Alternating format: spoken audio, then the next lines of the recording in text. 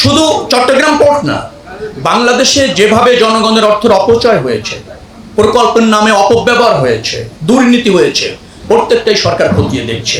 আর আমার মন্ত্রণালয়ের অধীনে যে সমস্ত অনিয়ম আপনারা অভিযোগ করে বললেন, আবার কিছু অভিযোগ ইতিমধ্যে মন্ত্রণালয় সউদ্যোগে বিবেচনা করছে, তদন্ত করছে, তার তদন্ত অব্যাহত থাকবে, প্রকাশ করা হবে এবং আইনি ব্যবস্থা গ্রহণ করা হবে। বহির্ভূত কোনো যদি এরকম জায়গা বরাদ্দ দিয়ে থাকে, আমি জানি না, আমার কাছে এই ধরনের কোনো অভিযোগ নেই। ডেফিনেটলি নিয়ম বহির্ভূত খালি জায়গা বরাদ্দ কোনো কাজই হবে না, হওয়া উচিত না। কিন্তু কোথায় নিয়ম বহির্ভূত হয়েছে সেটা শোনা একরকম, বিশ্লেষণটা একরকম। আমরা মনে একটু বিশ্লেষণ করে দেখি। আরেকটা কথা বলা দরকার, যে ধরেন এই যে লালদিয়া একটা পোর্ট, কন্টেইনার টার্মিনাল, তারপর ধরেন বে টার্মিনাল, 3টা পার্ট হয়েছে, পতেঙ্গা টার্মিনাল ফাংশন করছে, ওরা করছে। তো এই যে জায়গাগুলি আমরা যাচ্ছি, নিশ্চয়ই তো সেটা আমাদের ক্যাপাসিটি বাড়াচ্ছে, আর সেই ক্যাপাসিটি বাড়ানোর প্রয়োজন রয়েছে। 40% মতো কন্টেইনার আমি যেটা জানলাম এখান থেকে খালি চলে যাচ্ছে দেশের বাইরে। তার মানে আমার কি এক্সপোর্ট আরও বাড়ানোর সুযোগ আছে।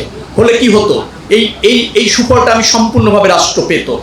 আবার এটাও আপনি জানেন যে আমাদের প্রায় 92% আমদানি রপ্তানি অর্থনীতির এই পোর্ট কেন্দ্রিক হয়।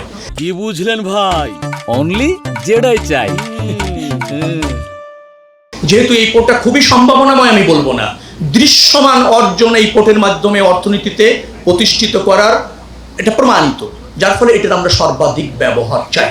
মনে রাখা দরকার, সর্বাধিক ব্যবহার যখন আপনি চাইবেন, প্রাথমিকভাবে মনে হতে পারে কোনো কিছুতে আপনি স্যাক্রিফাইস করছেন, কিন্তু আপনি যখন ধৈর্য রাখবেন, ওটা যখন পরিপূর্ণভাবে বাস্তবায়ন হবে, দেখবেন যে অনেক বেশি সুফল আমরা পেতে চলেছি। যে কন্টেইনার টার্মিনালগুলি ইতিমধ্যে উদ্যোগ নেওয়া হয়েছে অথবা ধরুন প্রস্তাবনাগুলি আছে, সেইগুলিও আমরা দেশের স্বার্থ রক্ষা করে এবং আমাদের অর্থনীতিকে প্রাধান্য দিয়ে বিবেচনা করছি।